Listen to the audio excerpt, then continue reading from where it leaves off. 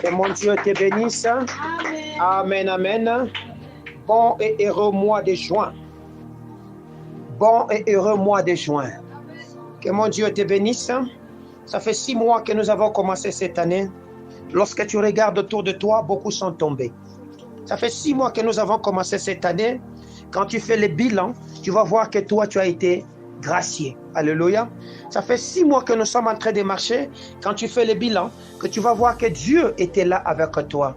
Là que partout c'était difficile, toi tu as vu tout être facile autour de toi. Tu n'as pas manqué de quoi manger. Tu n'as pas manqué de quoi te mettre sur le corps. Tu n'as pas manqué de quoi comme moyen que tu devais utiliser pour te rendre, soit à ton travail, soit à l'école, ou partout où tu pouvais te retrouver. C'est par la grâce de Dieu que je te retrouve ce matin, et c'est par la grâce de Dieu que je te vois en bonne santé. Voilà pourquoi je suis dans la joie de partager le début de ces 6e mois qui clôture, qui va clôturer les 6 premiers mois de l'année que nous avons commencé, qui est l'année de la célébration, ou l'année où Dieu a décidé de nous faire du bien. Que mon Dieu vous bénisse. Amen, amen. Nous sommes en train de parler depuis la semaine passée de la lumière. Alléluia. Et la lumière, nous avons dit la semaine passée, nous sommes en train de parler de la lumière divine. Et pour notre première intervention par rapport à la lumière, nous avons dit que la lumière divine, qu'on appelle en hébreu absolte, était la vérité qui émane de Dieu. Alléluia. Elle était la lumière révélée, elle était la lumière de la foi, elle était la lumière surnaturelle qui s'oppose à la lumière naturelle. Nous avons dit que cette lumière, vous pouvez l'utiliser comme une arme. Lorsque vous constatez que la situation devient têtue, lorsque des choses ne veulent pas changer, vous pouvez utiliser cela comme une arme. C'est comme ça que David s'était dit que l'Éternel est ma lumière. Il est mon salut. De qui aurais-je peur? De qui aurais-je crainte? Quand des ennemis marchent contre lui, il était plein de confiance. Alléluia. Nous avons vu avec vous qu'au du temps d'Élisée, alors qu'ils étaient menacés par des Assyriens, ils ont vu la main de Dieu. Le Seigneur pouvait ouvrir les yeux. Ils ont vu une montagne pleine de militaires et consorts. Et à ce moment là-bas, ils pouvaient humilier leurs ennemis en les frappant d'aveuglement. Nous nous sommes dit que la lumière est une force. La lumière est une arme que nous pouvons utiliser pour vaincre notre ennemi. Et que pour utiliser la lumière, vous avez besoin de vous envelopper dans la lumière. Vous avez besoin de faire asseoir la lumière en vous. Et vous avez besoin que vos ennemis soient frappés d'aveuglement comme au temps du roi du proconsul et de l'immense qui était le magicien qui s'opposait au plan merveilleux de Dieu à l'époque de Paul dans Actes des Apôtres chapitre 13, les versets 9 à 12. Alléluia. Ce matin, nous voulons aborder un autre aspect de la lumière. Mais cette fois-ci, nous voulons accélérer un peu de choses. Voilà pourquoi nous allons parler de ce que tout le monde connaît et que vous avez lu plusieurs fois dans la Bible. Lorsque Jésus-Christ se présente sur la terre, il y a eu ce que nous appelons l'accomplissement d'une grande prophétie qui a été déclarée 7 siècles avant Jésus-Christ par la bouche d'un homme qu'on appelle Ésaïe. Ésaïe déclarait l'arrivée de cet homme qu'on appelle Emmanuel comme étant la grande lumière. Ce matin, je parle de la grande lumière. Alléluia. Dis-toi, je suis la grande lumière. Tu es la grande lumière parce que Christ qui est la grande lumière habite en toi. La Bible dit, Paul dit, ce n'est plus moi qui vis, mais c'est Christ qui vit en moi. C'est-à-dire que toi, tu es cette grande lumière qui doit éclairer sur la terre, qui doit amener la vie sur la terre. Pour cela, nous voulons lire quelques passages ensemble avec vous, afin de comprendre comment la grande lumière, vous pouvez l'utiliser. La grande lumière, vous pouvez le mettre en valeur, et la grande lumière, vous pouvez faire usage de cela pour repousser les différents combats que vous pouvez connaître dans la vie. Nous sommes dans Ésaïe chapitre 9, le verset 2 jusqu'à 7, et nous allons lire Colossiens chapitre 1, le verset 12. Amen. Que mon Dieu vous bénisse. Ésaïe chapitre 9, le verset 2 jusqu'au verset 7. Voici ce que la Bible dit. Le peuple qui marchait dans les ténèbres voit une grande lumière. Sur ceux qui habitaient les pays de l'ombre de la mort, une lumière resplendit. Tu rends le peuple nombreux, tu lui accordes des grandes joies. Il se réjouit devant toi comme on se réjouit à la moisson comme on pousse des cris d'allégresse au partage du butin.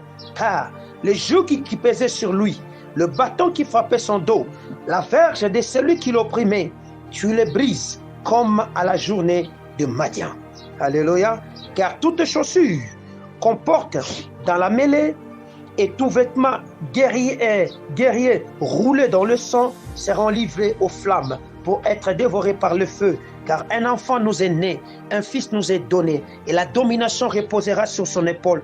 On l'appellera admirable, conseiller, Dieu puissant, Père éternel, prince de paix.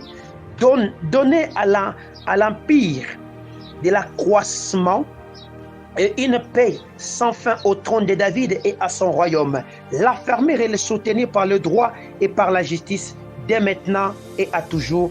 Voilà ce que fera les ailes de l'Éternel des armées. Alléluia. Nous lisons encore Colossiens chapitre 1er, le verset 12e.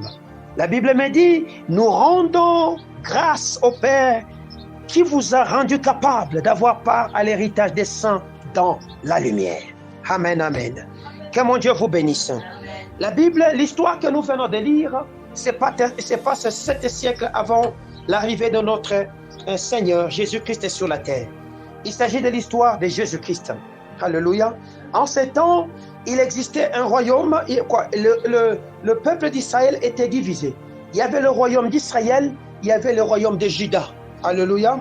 Et c'était en réalité deux peuples ennemis. Et ils ne s'entendaient pas. C'est ainsi que Ésaïe, qui était un notable, va voir jour. Et Ésaïe était là, il était comme un notable exerçant au temps du roi Osias. Alléluia. Il avait des entrées assez faciles dans la cour royale. C'est à la mort du roi Osias, nous sommes au chapitre 6e, que cet homme d'Ésaïe va recevoir l'appel prophétique de sa vie, afin de prester comme le prophète. Alléluia. C'est comme ça que lorsqu'il va recevoir ces paroles, il est en train maintenant de chercher et il va commencer à mener les édits de Dieu dans la maison de l'Éternel, afin que le peuple sache ce que l'Éternel était capable de faire. Nous venons de lire avec vous ce que le peuple est en train de vivre. En ces temps-là, le peuple était opprimé. En ces temps-là, le peuple était en train de vivre sous le bâton. Alléluia. En ces temps, le peuple était en train de vivre sous la verge. En ces temps, le peuple était sous l'oppression. Alléluia. Pourquoi? Parce que il y avait Israël qui est allé faire l'alliance avec le peuple d'Assyrie pour venir opprimer celui qu'on appelle Juda. Et Juda était en train de subir une oppression extraordinaire. Et Juda était en train de souffrir. Jusqu'à ce que le Seigneur va envoyer son serviteur pour lui réconforter et lui redonner le moral. C'est comme ça qu'il commence à dire, car le joug qui pesait sur lui, c'était un peuple qui avait un joug sur lui. C'était un peuple qui était frappé dans le dos. C'était un peuple qu'on opprimait par la verge. L'Éternel a dit qu'il va briser cela comme à la journée de Madian. Lorsqu'il fait référence à la journée de Madian, nous voyons Gédéon. Nous voyons l'histoire de Gédéon. Gédéon était exactement en train de traverser des moments d'oppression comme Israël en ces temps était en train de traverser ces moments d'oppression. En réalité, l'oppression d'Israël commençait vers le 2e siècle avec l'arrivée des Romains. Le peuple était meurtri, était sérieusement secoué avec les Romains. Et la situation devenait de difficile en difficile. Et ils étaient en train de croupir dans une souffrance extraordinaire. Ce matin, je suis en train de parler de la grande lumière. La grande lumière est censée mettre fin à cette oppression dans ta vie. La grande lumière est censée mettre fin à l'opposition, aux douleurs que tu es en train de subir alors que je parle. Dis-toi, pourquoi le Seigneur m'envoie cette parole?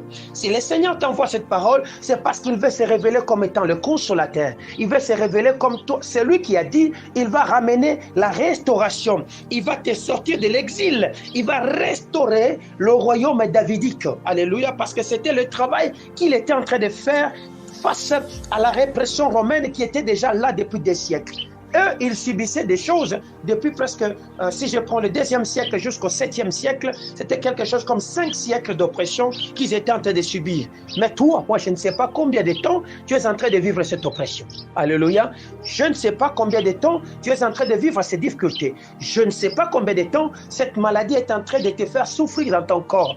Mais rappelle-toi que tu as donné ta vie à un homme qui s'appelle la lumière. Jésus-Christ, il vient sur la terre, il se définit comme étant la lumière du monde. Alléluia. Et ce n'est pas la lumière du jour. Ce n'est pas la lumière que nous pouvons fabriquer, canaliser avec des barrages pour avoir de l'éclairage. Non. Cette grande lumière que je parle aujourd'hui, c'est Jésus-Christ lui-même qui s'est différencié. C'est une vérité qui émane et qui vient mettre fin à un mensonge qui a longtemps perduré dans ton existence. En réalité, la souffrance de l'homme, la souffrance de l'homme est autour d'une fausseté. Alléluia. Parce que Jésus étant la vérité, il vient démolir le mensonge, n'est-ce pas cela? C'est-à-dire que ce qui te fait souffrir, si tu pouvais voir cela comme un mensonge du diable, si tu pouvais voir cela comme une fausseté, si tu pouvais voir comme cela, ces choses comme si ces choses n'existaient pas, et que la vérité qui émane en toi, qui est la grande lumière, elle est sincère, elle est véridique, et qu'elle est capable de démolir ces choses, je te dis que ta vie ne serait plus dans la souffrance. Le problème, c'est que tu crois au mensonge du diable, et que tu crois que Christ ne peut pas te donner ce que toi tu crois, tu as besoin aujourd'hui. Beaucoup de gens se trompent et se disent, ma vie ne tourne pas. Et pourtant, la vérité est que dès l'instant que tu avais donné ta vie en Jésus, ta vie a commencé à tourner. Les choses sont censées aller de l'avant. Le problème, c'est que tu regardes vers la mauvaise direction et tu ne sais pas regarder dans la bonne direction. Et ce qui fait que la vérité ne s'est pas opérée dans sa globalité en toi. Parce que Jésus-Christ est la grande lumière, c'est la lumière de la foi, c'est la lumière de la vérité, c'est la lumière qui vient pour détruire toute opposition dans ton existence. C'est cet éclairage nouveau sur la vie et ses valeurs que nous devions manifester sur la terre. C'est un nouveau départ dans ta vie, c'est un projecteur sur ta situation. La vérité, la grande lumière, c'est une forme de, c'est un projecteur qui éclaire sur ta situation, afin que tu saches réellement que ce que tu vis, ce n'est pas ce que Yahweh avait déclaré pour toi. Ce n'est qu'une situation contraire, ce n'est qu'une fausseté. Voilà la vérité. Parce que quand la lumière arrive, on sait voir exactement où est-ce qu'on est et qu'est-ce que nous sommes en train de faire. Voilà pourquoi nous avons dit que la grande lumière s'est définie comme étant Christ lui-même. Est-ce que je parle à quelqu'un? Est-ce que je parle à quelqu'un? Osias meurt, Akaz arrive au pouvoir. Alléluia. Et lorsque Akaz arrive au pouvoir, il y a des menaces qu'on lui fait. Il y a des avertissements de la part du Seigneur qu'on lui fait pour lui dire, faites attention avec ce que tu es en train de faire comme alliance. Parce que c'est cet homme qui va faire alliance avec le roi d'Assyrie. Et cette situation va amener Israël à vivre des situations compliquées. Alléluia. Parce que le roi des Syriens était venu avec une mission de détrôner Israël, de le mettre en dehors de sa gloire. Bien-aimés, les ténèbres ne s'installent jamais lorsque vous ne faites pas l'invitation aux ténèbres. Le problème, c'est toi-même. Tu as fait des alliances, tu as fait des allégeances, tu as donné, tu t'es donné à des choses que le Seigneur ne t'avait pas dit de faire. C'est comme ça que les ténèbres commencent à faire quoi? À régner dans ton existence. Alléluia. En ces temps, Israël était en train de vivre des situations compliquées à cause de ses propres alliances qu'il avait traitées avec les enfants, avec les fils d'Assyrie. Ils étaient en train de vivre une situation difficile. Et Juda, qui incarnait la partie des tribus d'Israël où devait sortir le roi qui amènerait la paix, était sérieusement opprimé. Alléluia. Était sérieusement secoué. Il vivait alors dans une situation très très compliquée. C'est ainsi que le Seigneur va donner la promesse comme il est fait avec toi. Alléluia. J'étais en train de préparer la traversée pour commencer notre dernier mois de ces 6 premiers mois de ce que nous appelons l'année 2024. Lorsque le Seigneur va me donner 2 révélations qui sont exactement inscrites dans le livre de Ézéchiel chapitre 31 et Ézéchiel chapitre 32. Ces deux révélations m'ont sérieusement troublé parce que je n'arrivais pas à cerner exactement qu'est-ce que ça voulait dire. Parce que c'était une forme de menace que le Seigneur était en train de faire au roi d'Égypte. Alléluia. Je veux que nous lisions un peu et qu'ensemble avec la révélation du Saint-Esprit, que nous cherchions à comprendre qu'est-ce que le Seigneur était en train de vouloir et qu'est-ce que le Seigneur veut dire. C'est comme ça que ce matin, quand je parle, je suis en train d'insister sur la présence de la grande lumière, parce que c'est la grande lumière qui va nous rapporter la vie dont nous avons besoin. Écoutez ce que la parole de l'Éternel me dit. La 11e année, les premiers jours du 3e mois, la parole de l'Éternel me fit adresser en ces mots. Fils de l'homme, dit à Pharaon, roi d'Égypte et à sa multitude, à qui ressembles-tu dans ta grandeur? Voici, la Syrie était un cèdre du Liban. Ses branches étaient belles, son feuillage était touffu, sa tige était élevée, sa cime s'élançait au milieu des péramons, et les oiseaux l'avaient fait croître, l'abîme l'avait fait pousser en hauteur. Des fleuves coulaient autour du lieu où il était planté, et envoyer leurs canaux à tous les arbres de champ. C'est pourquoi sa tige s'élevait au-dessus de tous les arbres de champ. Ses branches avaient multiplié, ses rameaux s'étendaient par l'abondance des eaux qui l'avaient fait pousser. Tous les oiseaux du ciel nichaient dans ses branches et toutes les bêtes des champs faisaient leurs petits sous ses rameaux. Écoutez ce qui était la Syrie. Et de nombreuses nations habitaient toutes à son ombre. Il était beau par sa grandeur, par l'étendue de ses branches, par ses racines plongeant dans les eaux abondantes. Les cèdres du jardin de Dieu ne les surpassaient point.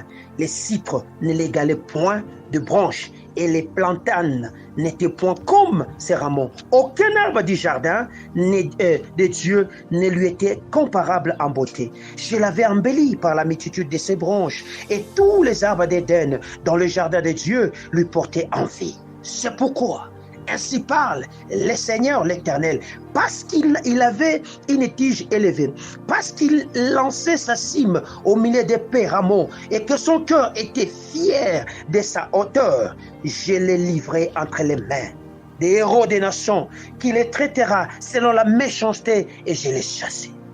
Alléluia. Voici l'histoire où le Seigneur est en train de vanter la Syrie, qui était utilisée par Dieu lui-même.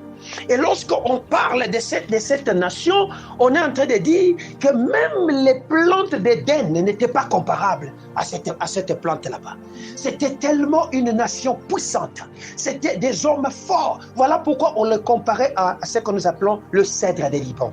Le cèdre, c'est une plante dans la région du Moyen-Orient. C'est une plante qui prend de la hauteur, c'est une plante de vigueur, c'est une plante puissante, c'est une grosse plante. Et quand on comparait la Syrie, on les comparait comme ça. Et Dieu avait l'habitude d'utiliser cette nation pour faire quoi? Pour corriger Israël, le ramener.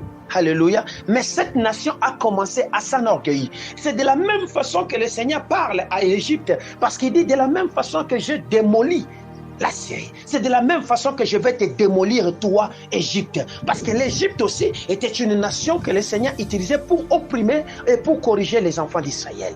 Je me suis posé la question, mais quand Dieu nous parle comme ça, qu'est-ce que Dieu veut nous dire? Alléluia. Il veut nous dire que seulement que je suis la grande lumière. Alléluia. Je suis cette grande lumière qui est venue pour mettre fin à l'oppression, au bâton et au fouet qu'on est en train de jeter sur vous. C'est vrai.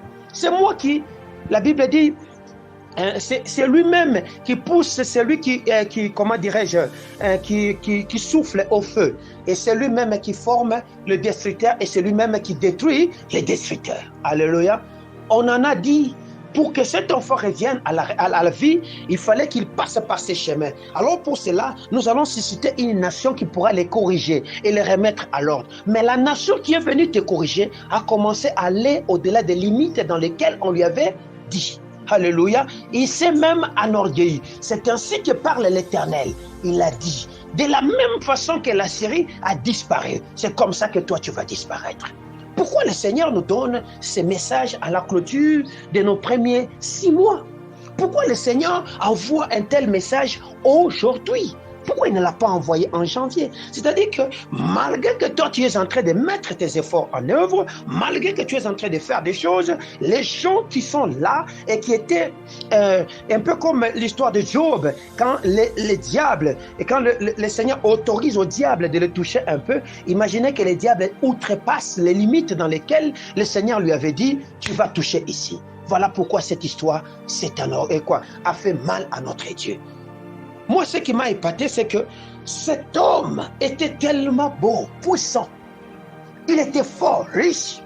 Même les arbres, alléluia.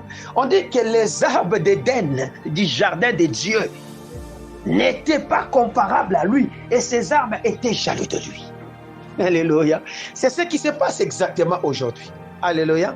C'est que vous voyez des pervers, vous voyez des gens qui n'ont pas de gloire, des gens qui ne donnent même pas leur vie à Jésus et qui sont en train de se développer de manière extraordinaire. C'est ce qui se passe aujourd'hui. Des gens qui ne croient pas à Dieu, des gens qui n'ont même pas leur foi, vous les voyez monter en puissance. Alléluia. Vous voyez ces gens prendre de la hauteur. Ils sont devenus hautains. Ils oppriment le peuple de Dieu. Le Seigneur a dit, je descends. Parce que je suis la grande lumière, afin de mettre la séparation. Voilà pourquoi le peuple qui était assis dans les ténèbres pouvait voir une grande lumière s'élever. Le peuple était assis où? Dans les ténèbres et dans le pays de la mort. Lisez, la prophétie s'est accomplie dans Matthieu chapitre 4, le verset 15e. Lorsque Jésus va s'élever pour aller dans le pays, afin que ce jour-là, la prophétie s'accomplisse. En ce jour-là, la prophétie s'accomplissant, Jésus était en train de libérer les pays de Nephtali et les pays des Zabylons, qui étaient des entités qui faisaient partie intégrante dans le royaume de Juda. Est-ce que je parle à quelqu'un? Il s'agit de ton royaume, il s'agit de ton existence qu'on doit restaurer. Ça fait un bail que ton existence ne donne plus de la saveur. Ça fait un bail que ta vie ne reflète plus l'éclat de Dieu. Ça fait un bail, lorsqu'on regarde vers toi, on ne voit que ténèbres. Il n'y a plus d'espoir parce que tu es angoissé. Parce que là que tu habites, rien n'évolue. Ce que tu fais, ça n'avance pas. Ce que tu touches, ça meurt. Parce que le pays que tu habites n'est que ombre et ténèbres. N'est que ombre et mort. Et là que tu t'assois, rien ne peut pousser. Alléluia. Et pourtant, lorsque tu regardes dans la Syrie, lorsque tu regardes en Égypte, ils sont arrosés par de grandes eaux. Et leur arbre est tel que même les oiseaux viennent nicher dessus. Et tout le monde est en train de contempler à la beauté de ce qui se passe dehors. Aujourd'hui, il est devenu quasiment impossible. Et les gens ont le dégoût de l'église. Lorsqu'on convoque les cultes, vous sentez que les enfants ne viennent plus à temps parce qu'il n'y a plus quelque chose de beau qu'on peut tirer dans l'église. Alléluia. Parce que nous sommes opprimés, parce que nous sommes rejetés, parce que rien de bon ne se fait. Mais celui qui a dit, il s'appelle la grande lumière, n'est-ce pas qu'il voit? Alléluia. N'est-ce pas qu'il regarde? Il regarde à ta situation, il sait que tu es opprimé. Il regarde à ta situation, il sait que ça ne va pas. Voilà pourquoi il dit, je l'ai livré entre les mains du héros des nations. Alléluia. Ces messages ne te concernent pas seulement toi. Ces messages concernent ceux-là qui nous oppriment aussi dans cette nation. Ces messages concernent ceux-là qui oppriment les peuples saints de Dieu, sans cause. On l'a tellement pris. On a dit, corrige-moi ces peuples, parce que 32 ans durant, ils ont oublié de m'honorer. Ils ont commencé à honorer un homme. Alléluia. On a utilisé des petites nations sans gloire ni beauté. Des petites nations qui sont, si on doit prendre la superficie de ces nations, c'est quelques hectares. Ce n'est même pas des kilomètres carrés, c'est quelques hectares.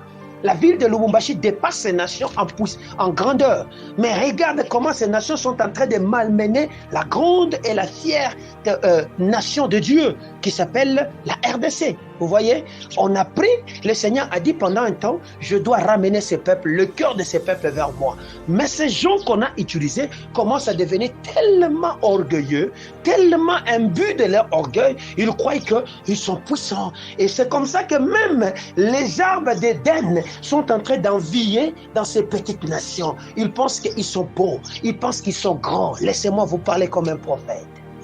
Le Seigneur dit, je l'ai livré. il a fait quoi? Il l'a livré entre les mains du héros des nations. Je ne vais pas aller dans la profondeur pour vous dire qui est le héros des nations, qui te traitera selon ta méchanceté, et je l'ai chassé. Alléluia. Il va donc traiter cette nation qui te fait opprimer, cette nation qui te fait souffrir selon sa méchanceté. Il dit, des étrangers, le plus violent des peuples, l'ont abattu, rejeté. Ses branches seront tombés dans les montagnes et dans les vallées. Ces rameaux se sont brisés dans tous les ravins du pays, et les peuples de la terre se sont retirés de son ombrage et l'ont abandonné. Est-ce que je parle à quelqu'un? J'aime Dieu quand il me parle de manière prophétique, parce que quand il me dit des choses, ça arrive. Alléluia. J'aime Dieu. C'est-à-dire que vous aviez tendance dans la famille, tout le monde, quand il y a un problème, vous allez vers lui. Vous avez oublié que c'est vous la lumière. Vous aviez tendance, quand toute chose se passe, non, je vais aller voir cet homme. Non, je vais faire ceci. Le Seigneur a dit, il a livré des héros des nations qui vont couper ses branches, et les hommes vont fuir là qu'il est. On va l'abandonner. Alléluia. Pourquoi? Parce que la grande lumière s'est élevée. Si tu sens qu'elle n'est pas encore élevée dans ta vie, il faut demander qu'elle s'élève, n'est-ce pas ça? Or, quand Dieu s'élève, sachez-le qu'il est en train de marcher pour accomplir une mission spécifique, parce que de tous ces temps, il est assis sur son trône.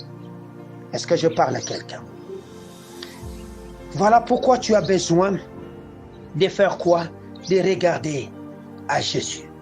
Au verset 15e d'Ézéchiel 31, la parole de l'Éternel me dit, ainsi parle l'Éternel, le Seigneur, le jour où tu es descendu dans le séjour des morts, je répandis le deuil, je couvert l'abîme à cause de lui, et j'en ai retenu le fleuve. Les grandes eaux ont été arrêtées. J'ai rendu le Liban triste à cause de lui, et tous les arbres des champs ont été desséchés. Alléluia. Est-ce que vous comprenez avec moi? C'est-à-dire que la source d'approvisionnement de cette personne que le Seigneur utilisait pour te corriger sera coupée. Alléluia. La source d'approvisionnement qui fera que la beauté ou la verdure de ces champs vont perdre. Ils vont perdre la verdure de ces champs. Et ces arbres vont faire quoi? Se dessécher. Or, quand les arbres dessèchent, ça ne sert plus à rien si ce n'est que de l'arracher et de les jeter au feu pour en faire du charbon. Est-ce que je parle à quelqu'un?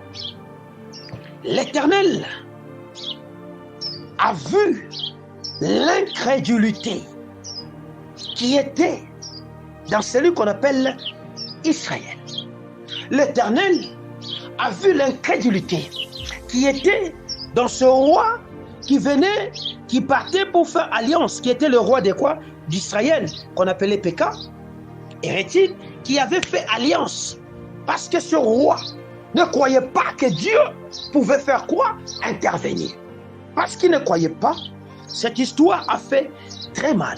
Et que Yahweh, comme il n'aime pas la rébellion, et que Yahweh n'aime pas que les gens se dérobent de sa voix, c'est ainsi que Yahweh va envoyer Ésaïe, pour que Ésaïe réconforte la foi d'Israël, afin de ramener Israël à regarder, non pas à ses ennemis, mais qu'il compte à Dieu. La Bible me dit ceci, maudit soit celui qui se confie en l'homme. Alléluia. La Bible me dit ceci, maudit soit celui qui fait recours à l'Égypte, car le recours de l'Égypte n'est que vanité et bruit. Est-ce que je parle à quelqu'un? C'est toi qui as commencé à courir, n'est-ce pas? C'est toi qui as commencé à avancer, n'est-ce pas? Mais le Seigneur te dit, tu n'as pas besoin de traiter alliance avec ces gens pour que tu prospères. Mais tu as besoin de regarder à lui, car c'est lui qui t'a appelé à l'existence. Tu n'as pas besoin de t'associer à quelqu'un afin que tes affaires réussissent. Mais tu as besoin de t'associer au roi des rois, lui qui a l'eau qui va te faire grandir. Alléluia. C'est vrai que tu crois que ces gens sont forts. C'est vrai que tu crois que ces gens sont puissants. C'est vrai que tu crois que ces gens sont intelligents. Mais sache-le que bientôt, ils vont s'assécher. Est-ce que je parle à quelqu'un? Là que toi, tu regardes avec toute ton intention, en pensant que c'est celui-ci qui est en train de m'aider. C'est celui-ci qui est en train de me faire avancer. D'ailleurs, il m'a donné de très belles opportunités. Je t'ai dit, très, très, très bientôt, il va s'assécher. Et quand ça va s'assécher, tu chercheras où t'abreuver. Parce qu'il n'aura ni eau, ni ombre. C'est ainsi que tu vas te sentir dans un mauvais territoire. Regardez la fin d'Israël. Lorsque Israël, la prophétie va s'accomplir, vous verrez que c'était que ruine et désolation. Regardez combien c'était en train de se détériorer, la situation qui s'installait en ces temps là-bas. Or, la meilleure des nations, dans laquelle le Seigneur avait dit, je veux restaurer le royaume davidique, parce qu'il avait dit, le sceptre de la royauté ne quittera pas ta maison. Alléluia. Le bâton de la royauté ne devait pas quitter. Mais le peuple, en ces temps, était en train de vivre une situation comme telle qu'il le regardait, il voyait comme si le bâton était en train de les échapper. Le bâton qui représente le pouvoir et la commande que le Seigneur leur... ça les échappait. Vous comprenez? Alors c'est comme ça que ces peuples étaient dans les qui-vive. Ils ne savaient pas où s'appuyer. C'est ainsi que le Seigneur va susciter un notable qui s'appelait Ésaïe pour le sortir dans la cour royale et le faire asseoir comme un prophète afin d'orienter le peuple. Ce matin, je te parle. La Bible me dit que la grande lumière, quand la grande lumière est arrivée, elle nous a rendus capables. Alléluia. C'est-à-dire que ce peuple était devenu incapable d'avoir part à l'héritage des saints dans la lumière. Ta bénédiction ne se trouve pas dans la tricherie. Ta bénédiction ne se trouve pas dans les cafouillages et dans les magouilles. Ta bénédiction ne se trouve pas dans le mensonge de ce monde. Ta bénédiction ne se trouve pas quelque part dans le noir. Mais ta bénédiction est dans la lumière. Voilà pourquoi lorsque Paul fait sa lettre aux Colossiens, il dit, je regrette pour vous, car Christ vous a béni, il vous a rendu capable d'avoir part à son héritage dans la lumière. On a spécifié les lieux où se trouve votre héritage. Votre héritage ne se trouve pas dans les ténèbres. Votre héritage ne se trouve pas dans le mensonge. Votre héritage ne se trouve pas dans ce qui est de ce monde. C'est comme ça que quand il écrit aux Romains, il dit, dépouillez-vous des œuvres mortes, revêtez-vous de Jésus-Christ. Pourquoi? Parce que c'est en lui qu'il y a la part de notre héritage que nous devons manifester sur la terre. Il a dit, lorsqu'il fait la promesse à Pierre, il dit, il n'y a personne qui ait abandonné son père, sa mère, ses frères, qui n'héritera dans le siècle présent comme dans le siècle à venir. Quel est cet héritage? C'est ce que Jésus est venu nous donner.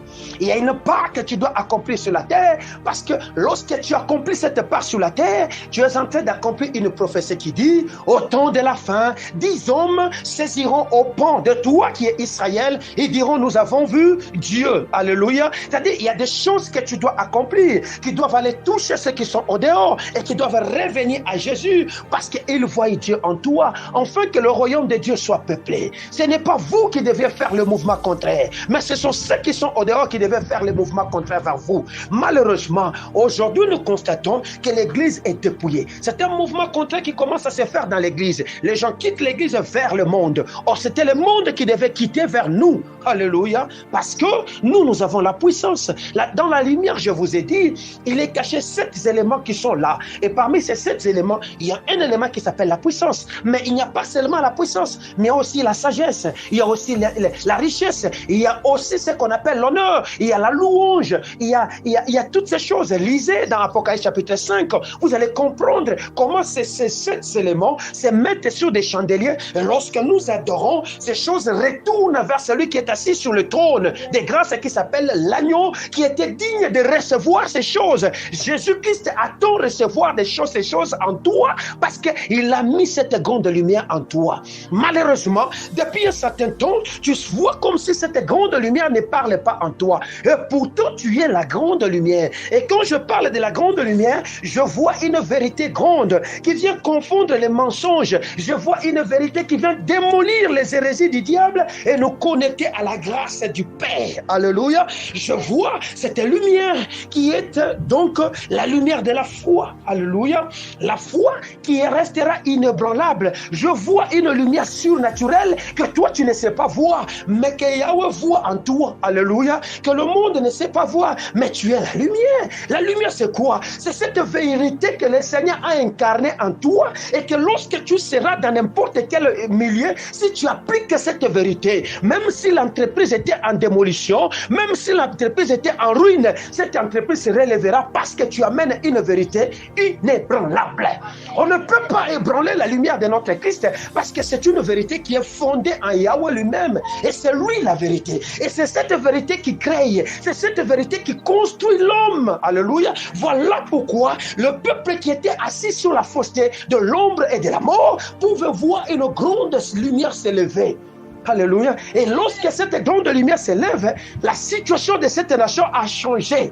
Ce n'était plus une situation ancienne, mais c'était devenue une nouvelle situation. C'est là qu'on est en train de parler pour nous donner ce que David était en train de dire et ce que Ésaïe était en train de prophétiser avec ses peuples. Il dit avec ses peuples au verset comment dirais-je, au verset 6, au verset 5, il dit car un enfant nous est né, un fils nous est donné, la domination reposera sur son épaule. Alléluia. Celui qui siège en toi a la domination sur lui. Et s'il a la domination en lui, toi aussi tu as la domination. Et cette domination repose sur tes épaules. Voilà pourquoi il dit on l'appellera admirable. À cause de Jésus, on doit t'admirer. Alléluia. On l'appellera conseiller. À cause de Jésus, toi, tu es appelé à les conseiller, ramener les gens. À cause de Jésus, il est le Dieu puissant. C'est-à-dire, en toi, il siège un puissant Dieu. Alléluia. Et il est celui qu'on appelle Père éternel. Il est celui qu'on appelle Prince de paix. Si on vous dit que Jésus-Christ n'est pas Dieu, donnez-les ces passages. C'est comme ça qu'on les définissait. On les définissait Père éternel, Prince de paix. Il dit, il est venu donner l'empire. L'empire de l'accroissement.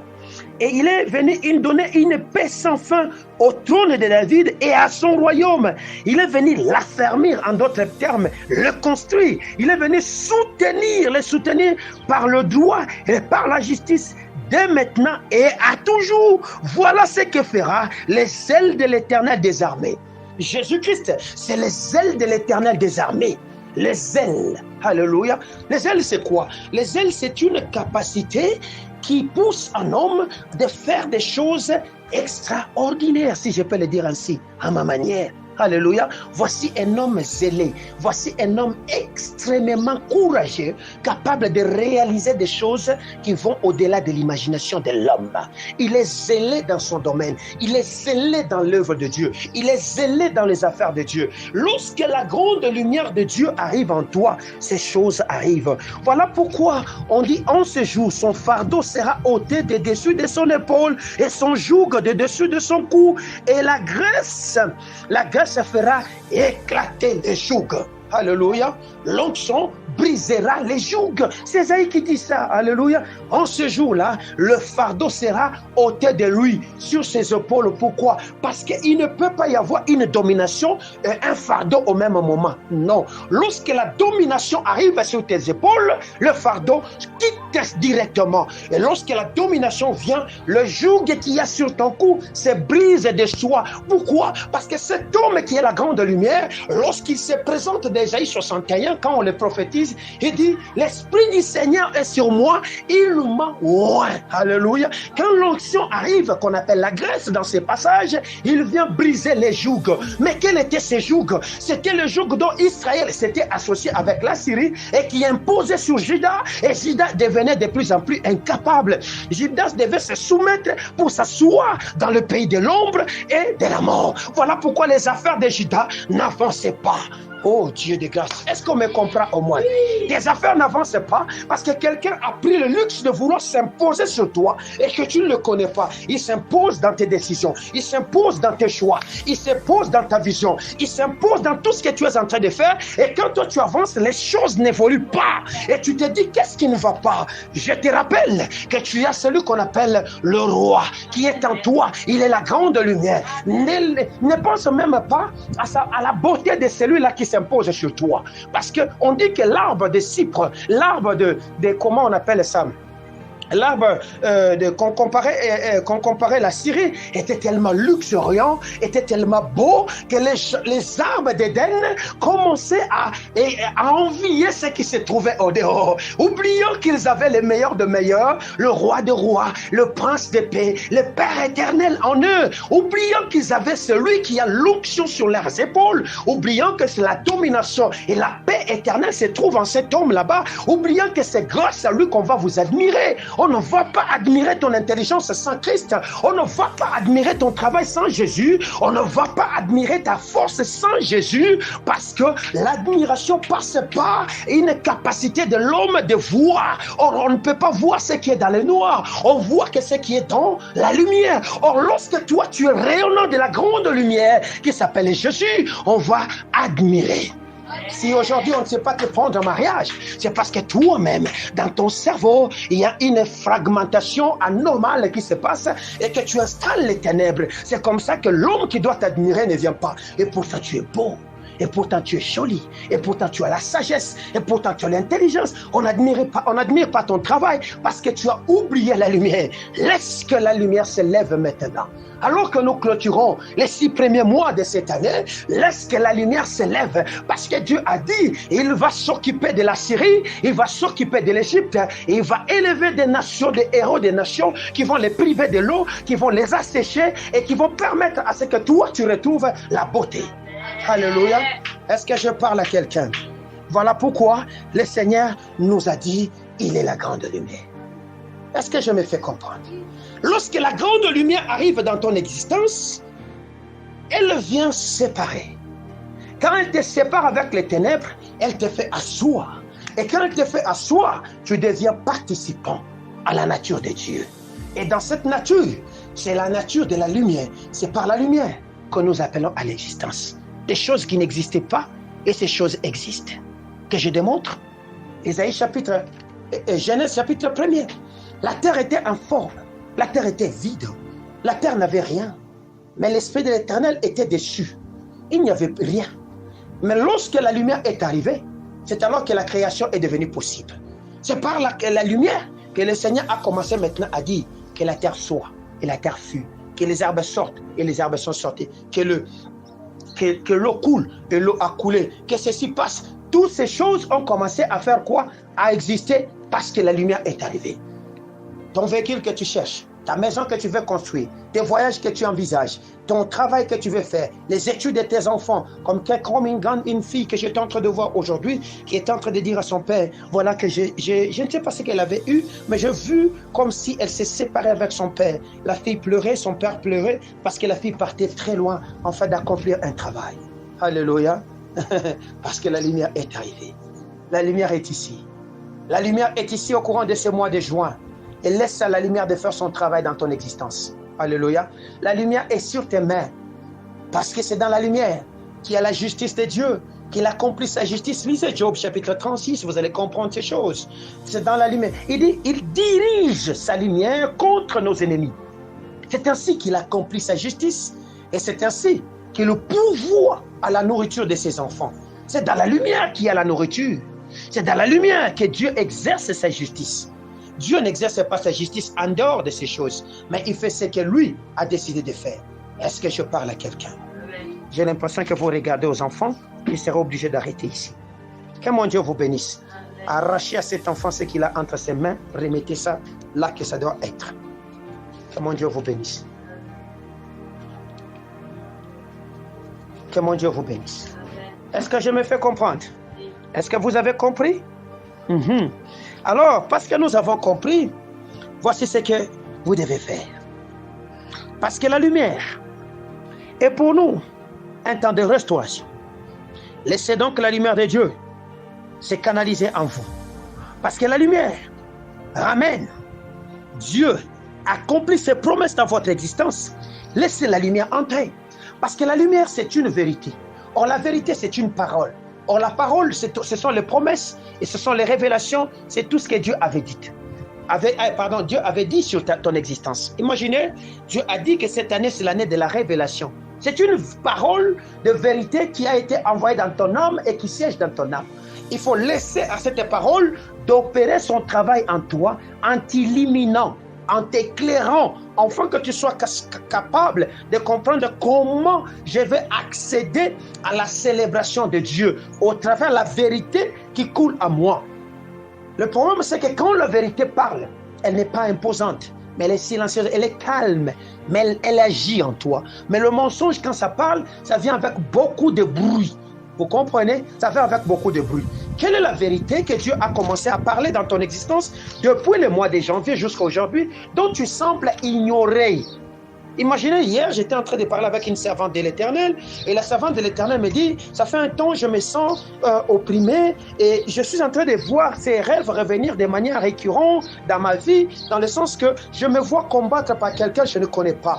Alors, au début, je dis à cette femme, je lui dis, vas-y prier, le Seigneur te montrera. Et quand elle est allée prier, elle voit quelqu'un, elle dit, non, ça ne peut pas être cette personne, parce que cette personne n'est plus avec moi ici. Cette personne est loin de moi. Je te réponds ce matin. C'est que Dieu ne se trompe pas. Alléluia. C'est l'homme qui peut se tromper. Tu peux croire que celui que Dieu te montre est saint pour toi, mais pour Dieu, c'est le mal. Judas était le mensonge à côté de Jésus. Alléluia. Judas était là l'incarnation de la fausseté à côté de Jésus.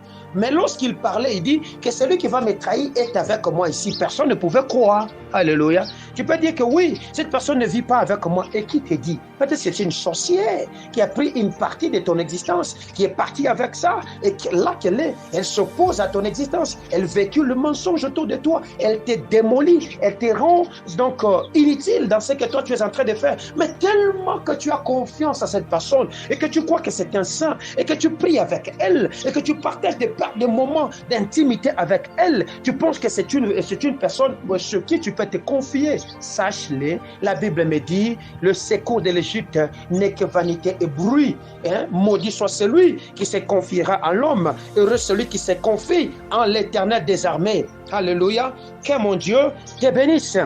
Donc, l'action de la grande lumière, c'est de rétablir le royaume de Dieu ou le royaume d'Israël, c'est-à-dire de rétablir, de redonner un règne sans fin au trône de David sur lequel vous avez été construit, qui vient d'où nous est venu Jésus. De même, il rétablit la justice et les violences n'auront plus cours. Quand la justice de Dieu vient se rétablir en toi, la violence n'a plus cours. Voilà pourquoi l'exil devait prendre fin. Les peuples de l'exil devaient donc rentrer parce qu'ils avaient déjà compris le message du prophète. Alléluia. Ils avaient reçu le message du prophète. Alors, comme ils attendaient que le roi naisse de la lignée davidique, c'est comme ça qu'on a commencé à prophétiser. Il te naîtra un fils qu'on appellera Emmanuel, Dieu avec nous. Alléluia. C'est ainsi que l'exil, le peuple a vu l'exil s'arrêter vers l'an 539, où il voyait à la tête une restauration et le temps, les choses commençaient à s'accomplir et l'oppression commençait à perdre de sa force, ainsi jusqu'à ce que va naître Jésus. Dans Matthieu chapitre 4 verset 5, on verra que le peuple des Zabylon et des Nephtali, de la contrée voisine de la mer, au-delà du pays des Jourdain et de la Galilée, des païens, ces peuples qui étaient assis dans les ténèbres, pouvaient voir cette grande lumière. Et cette grande lumière s'appelait qui? Jésus. Et lorsque Jésus était venu, toute la vérité a été rétablie et restaurée. Tu as besoin qu'une vérité de ton existence soit restaurée. La vérité pour laquelle le Seigneur t'a planté dans cette famille doit être restaurée maintenant. Tu ne peux pas subir les lois de la communauté ou de la famille où tout le monde doit subir la malédiction de tel père, tel fils, ou telle mère, telle fille. Non! Toi, tu as été placé comme une étoile afin de corriger des erreurs qui ont été commises au courant de l'existence de cette lignée-là.